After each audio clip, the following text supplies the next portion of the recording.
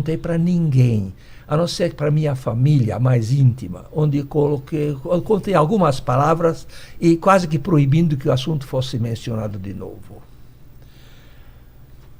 E até que um grande amigo meu, intelectual judeu, mandou um e-mail para mim, a quem eu contei a história, porque chegou o momento de, enfim, contei para ele a história.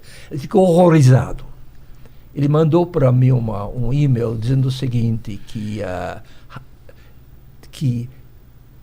nem todo o mal pode ser redimido se você escreve sobre ela. Entendi. Sobre escrever. Então decidi escrever essa história e o livro vai ser publicado logo mais, eu espero.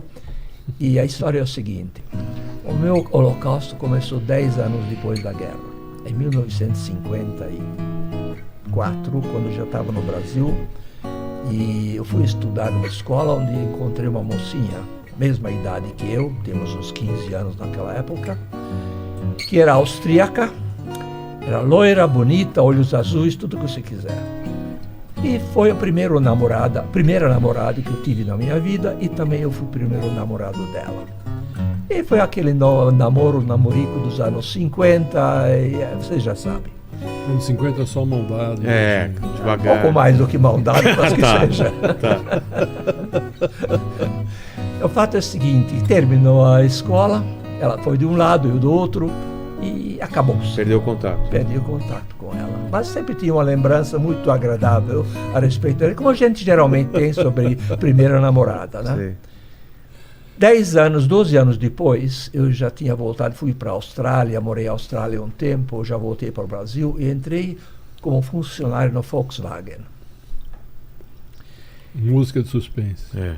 Música São Bernardo. São Bernardo, exatamente. Eu falava alemão fluentemente e era administrador de empresas, formado pelo Getúlio Vargas, que naquele tempo era uma novidade no Brasil.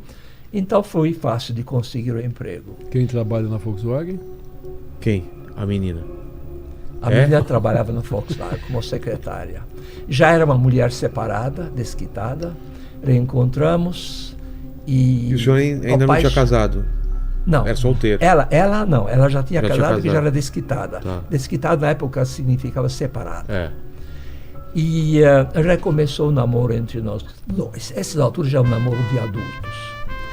E eu gostava muito dela, Namoro de muito de adulto. mim. Namoro de adulto, entendemos. Né, Paquito? Entendi. Não as sejam entrelinhas. maliciosos, por favor. Ah, mas não tem como, né?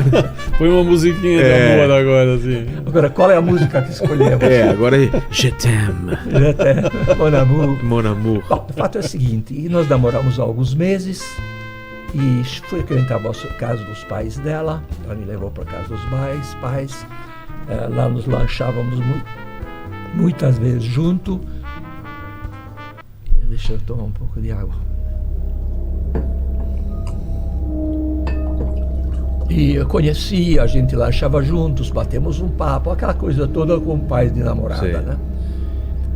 E um dia ela me chamou e disse o seguinte, que temos que terminar. Nosso namoro tem que terminar, vamos ter uma boa vida, auf Wiedersehen. Eu não entendia nada, especialmente porque ela chorava e me segurava a mão, me beijava, me abraçava. Nós temos que terminar. E aí terminamos. No dia seguinte, ainda não acreditando nessa história toda, porque não faz sentido você não termina um namoro Do nada, tá tudo do bem. nada e chorando. É. Eu levei para ela um ramalhete de flores com um bilhete que dizia assim: para minha primeira, última e eterna namorada. Bom, isso amolece uma pedra, não precisa dizer isso. Claro. Naquela época, hoje em dia. Naquela não é época. Hoje em assim. dia talvez não. Mas naquela época sim, né? Naquela época, sim. E então nos separamos, terminou. Como dizia Vinícius de Moraes, né? Que é o amor eterno enquanto dura. Depois eu tive outras namoradas, depois casei. Uns 3 ou 4 anos, 3 anos acho que depois que terminamos, uma manhã eu levanto e vejo no estado de São Paulo enorme fotografia do pai dela, que eu conhecia muito bem.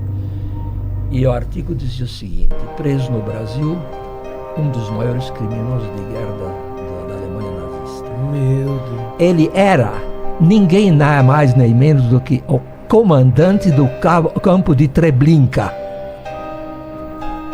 Esse campo era o quê? Era Enorme? ele falou 800 desse campo. aquele que eu falei que em 10 meses Sei. mataram 850 mil pessoas. Ele era o comandante de lá. Comandante chefe do campo. número Antes disso, do Sobibor, que também era um Sei. campo Por 400 mortífero. mil antes. Nossa. E trabalhou naquele esquema do eutanásia que eu falei. Sei. Então, é isso que aconteceu. E depois ele foi extraditado para a Áustria, onde morreu de infarto, algum tempo depois.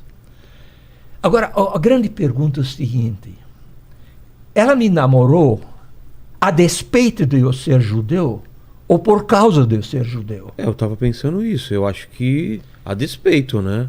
Mas não podia ser. Por que que... Eu sou bonito, eu sei, eu sou irresistível. Exato. Estou sendo irônico agora. Não tá não. É um pedaço de mau caminho. Mau caminho. Péssimo caminho. Mas acontece o seguinte, já no primeiro dia, os primeiros dias em diante, no primeiro namoro que tivemos, Sei. já no primeiro ainda. Aquele antes Aquele de separar. antes de separar. Ela sabia que eu sou judeu. Porque nós tínhamos conversado. Eu sabia que o pai era um soldado raso da guerra. Obviamente eu não sabia nada de que Treblinka, coisa que valha. Então já sabia que o senhor era... Mas ela sabia, primeiro por causa do nome. Depois eu tenho o aspecto mais meio judaico também. E, enfim, essas conversas que nós tivemos. Mas ela por me que contou. será? Mas aí, Qual seria o motivo, ela sabendo que... Qual o plano que o senhor acha? Era uma mulher maravilhosa que eu gostaria um dia de poder conversar com ela, sabe? Porque ela era, como eu vou dizer isso, não sei se uma revolta contra o pai ou uma revolta contra a situação Pode toda. ser.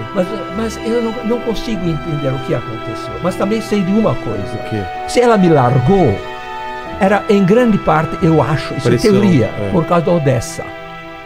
Aquela organização que protegia o pai. Claro, dela. porque aí ficaria mais E exposto. provavelmente a Odessa encostou ela à parede, dizendo: olha, elas descobriram que eu sou judeu, que o judeu namorava ela. Sei até onde descobriu. Onde? Um amigo comum Tá. que nós tínhamos que sabia e que era, eu acho que era membro da Odessa Entendi. também. Que pode ter dedurado. E provavelmente dedo duro. Você entende? Então ela, para proteger o pai, se afastou. Não! Para proteger a mim! Ah, claro. Porque eles iam me Ele era matar. apaixonado por ela. Você vê? Pra proteger ele. Não, proteger o pai. Proteger a mim. Porque Será? o pai não precisa ser protegido. Mas o senhor poderia Denunciar. denunciar. Tá certo, mas digamos, isso é verdade. Mas aí, se fosse isso o motivo, já nem teria começado a namorar comigo.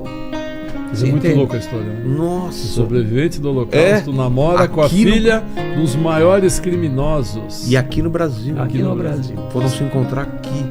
Pois é. E, portanto, ela salvou minha vida.